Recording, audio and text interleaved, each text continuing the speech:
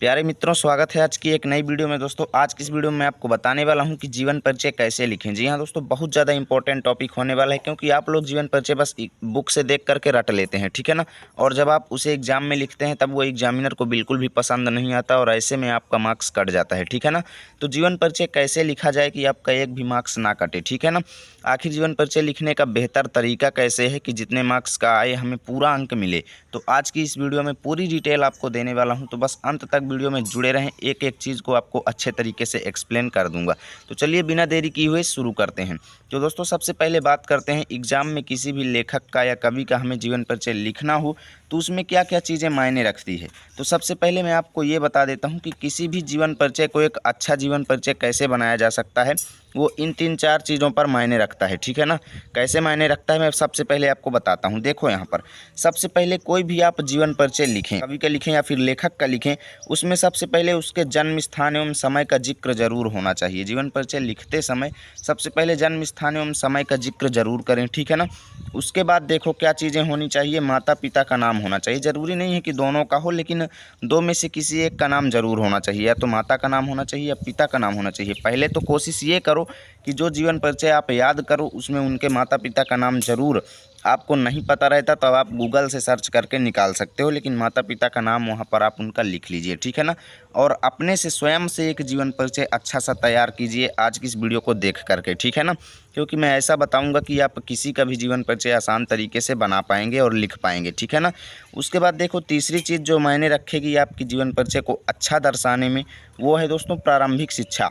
कि उनकी प्रारंभिक शिक्षा कैसे पूर्ण हुई, ठीक है ना। किस तरीके से उन्होंने शुरुआत की अपनी शिक्षा की, हिंदी साहित्य में कैसे उनका प्रवेश हुआ, ठीक है ना। सबसे ज़्यादा ये मायने रखता है। तो प्रारंभिक शिक्षा जो है आपको थोड़ी बहुत बताना है कि किस तरीके से उनकी शुरुआत हुई, ठीक है ना। उसके बाद देखो प्रमुख उपलब्धियाँ क्या हैं, कि हिंदी साहित्य में उन्होंने किया क्या है, हम उनको क्यों जानते हैं, ठीक है ना। उन्होंने आखिर हमारे लिए किया क्या है, हिंदी साहित्य में क्या क्या उनकी प्रमुख रचनाएं हैं, क्या क्या उनको प्रमुख पुरस्कार मिले, ठीक है ना। तो प्रमुख उपलब्धियां उनकी क्या है, ये चीज़ हमें बताना पड़ेगा जीवन परिचय में। इन चीज़ों का खास आपको ध्यान देना है, स्क्रीनशॉट लेकर रख लो। उसके बाद देखो मृत्यु समय एवं स्थान, ठीक है ना। आपको मृत्यु की डेट जरूर लिखना है, तिथि जो होती है ना, सन किस सन में उनकी मृत्यु हुई, वो आपको ज़रूर याद रखना है, ठीक है ना। कई कई जीवन परिचय में स्थान नहीं दिया रहता है तो वो मायने नहीं रखता, लेकिन मृत्यु समय बहुत मायने रखता है। समय आपको ज़रूर लिखना नहीं, ऐसे में भी आपका जीवन परिचय जो है एक अच्छा जीवन परिचय नहीं लगेगा, ठीक है ना। उसके बाद देखो जीवन परिचय लिखने के साथ साथ प्रमुख रचनाएं भी आपको लिखना पड़ता है। ये भी 1 या 2 अंक की आती हैं एग्जाम में। तो इन्हें अगर आप छोड़ देंगे, प्रमुख रचना अगर नहीं लिखेंगे, तो ऐसे में आपका जीवन परिचय अधूरा माना जाएगा और इसमें से आपका मार्क्स कट जाएगा। तो जीवन परिचय लिखने के लिए इन 5 चीज़ों का ध्यान दें, प्लस एक चीज़ ये है जो रचनाएं आपको लिखना है, ठीक है ना। तो इतनी चीज़ों का आपको खास कर ध्यान देना है किसी भी जीवन परिचय को लिखने में। तो इस तरीके से मैंने आपको बताया। अब उसके बाद देखो मैं एक एग्जाम्पल के तौर पर आपको समझाता हूँ कि एक उत्कृष्ट जीवन परिचय कैसे आप लिख सकते हैं, ठीक है ना। तो यहाँ पर देखो जैसे मैंने ये जीवन परिचय लिख रखा है महादेवी वर्मा का। तो ऐसे ही एग्जाम में आपको 2-3 टॉपिक दिए जाएंगे जिन पर आपको जीवन परिचय लिखना होगा। तो जिसका लिखना है दोस्तों, सबसे पहले प्रश्नोत्तर संख्या डाल देंगे। जहाँ पर मैंने जीवन परिचय कैसे लिखा है ये डाला है, यहाँ पर आपको प्रश्नोत्तर संख्या डालना है। उसके बाद नीचे 3 में से आप किसके ऊपर लिख रहे हैं वो चीज़ यहाँ पर आपको लिख देना है हाईलाइटेड करके, ठीक है ना। फिर यहाँ से आपको जीवन परिचय लिखना स्टार्ट करना है इस तरीके से जैसे मैंने लिखा है। देखो कैसे लिखना है, किसी भी लेखक का आप इसी तरीके पर तैयार कीजिएगा, सेम ऐसा ही पैटर्न आप रखिएगा, ठीक है ना। देखो महादेवी वर्मा का जन्म सन 1907 ईस्वी में फर्रुखाबाद जिले में हुआ था। अब यहाँ पर देखो हमने बताया कि भैया महादेवी वर्मा के बारे में हम बता रहे हैं और उनका जन्म 1907 ईस्वी में हुआ था और फर्रुखाबाद में हुआ था। हमने जन्म समय भी बता दिया और स्थान भी बता दिया। तो इस तरीके से आपको भी बताना है, ठीक है ना। उसके बाद देखो इनके पिता का नाम गोविंद सहाय एवं माता का नाम हेमरानी देवी था। तो माता पिता का नाम भी आ गया, ठीक है ना। उसके बाद देखो महादेवी वर्मा बड़ी ही कुशाग्र बुद्धि बालिका थी।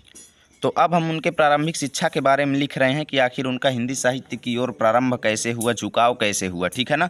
तो बड़ी ही दिमागदार बालिका थी, ठीक है ना। बचपन से माँ से रामायण महाभारत की कथाएं सुनते रहने के कारण इनके मन में साहित्य के प्रति प्रेम उत्पन्न हो गया। तो देखो यहाँ से हमें क्या क्लियर हो गया दोस्तों कि साहित्य के प्रति उनके अंदर आकर्षण कैसे उत्पन्न हुआ। उनकी माँ जो थी उनको रामायण महाभारत इत्यादि की कथाएँ जो हैं वो सुनाती रहती थी, जिससे क्या हुआ कि उनको भी साहित्य से प्रेम हो गया, ठीक है ना। उसके बाद देखो मौलिक काव्य काव्य रचना इन्होंने अल्पायु में ही शुरू कर दिया था, यानी कि जो है बचपन में ही, कम उम्र में ही इन्होंने रचनाएं करना शुरू कर दिया। ठीक है ना। इनका विवाह रूपनारायण वर्मा के साथ हो गया। देखो पति जी के नाम का भी यहाँ पर जिक्र हो गया। तो ये एक उत्कृष्ट जीवन परिचय की कुछ विशेषताएं होती हैं अगर आप उनके लाइफ से रिलेटेड अच्छी अच्छी इंपॉर्टेंट चीज़ें लिखते हैं तो। ठीक है ना। इनके पति डॉक्टर थे, परंतु दाम्पत्य जीवन में इनकी कोई रुचि नहीं थी। कुछ वर्षों तक महादेवी जी उत्तर प्रदेश विधान परिषद की सदस्य भी मनोनीत रहीं। ये इनकी हो गई प्रमुख उपलब्धियां। ठीक ना। प्रमुख उपलब्धियां क्या हुई, कुछ वर्षों तक ये विधान परिषद की सदस्यता रहीं, तो ये बहुत ज़्यादा इंपॉर्टेंट उपलब्धि है। उसके बाद देखो पुरस्कार, भारत सरकार ने इन्हें पद्म भूषण अलंकार से सम्मानित किया।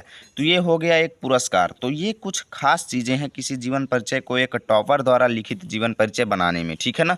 ये प्रयाग महिला विद्यापीठ की उप कुलपति पद पर भी आसीन रहीं। तो यहाँ से इनकी प्रमुख विशेषताएं खत्म होती हैं। उसके बाद देखो इनकी मृत्यु सन 1987 ईस्वी में हो गई। तो देख सकते हो कि यहाँ पर मृत्यु का समय भी हमने अच्छे से एक्सप्लेन कर दिया है। ठीक है ना। अब मान लीजिए कि हमें यहाँ पर मृत्यु का स्थान नहीं मालूम है, तो उसमें कोई दिक्कत नहीं है, आप इसी तरीके से लिख दीजिएगा। ऐसे आपको जीवन परिचय लिखना है। उसके बाद देखो रचनाएं, हेडिंग भी आपको जरूर डालना है, बहुत मायने रखती है।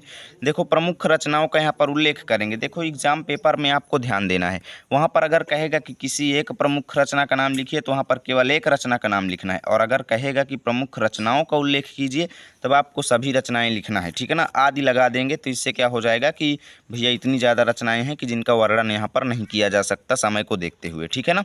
तो देखो रश्मि, निहार, नीरजा, यामा, हिमालय, सांध्य गीत, दीप शिखा, सप्तपर्णा इत्यादि। ठीक है ना। यानी कि बहुत ज़्यादा रचनाएं हैं, तो इतने में आपको आराम से नंबर मिल जाएगा। तो एक अच्छा जीवन परिचय आप लोग ऐसे ही लिखिएगा जिस तरीके से मैंने आपको बताया। क्या क्या प्रमुख उपलब्धियां होती हैं एक खास जीवन परिचय की, वो भी मैंने आपको बता दिया। ठीक है ना। तो अभी के अभी इसका स्क्रीनशॉट ले लो और वीडियो को लाइक और शेयर जरूर करना। ठीक है ना। उम्मीद करता हूँ वीडियो अच्छी लगी होगी। प्लीज़ लाइक और शेयर जरूर करें। मिलेंगे आपके साथ नए वीडियो में, तब तक के लिए जय हिंद, जय भारत।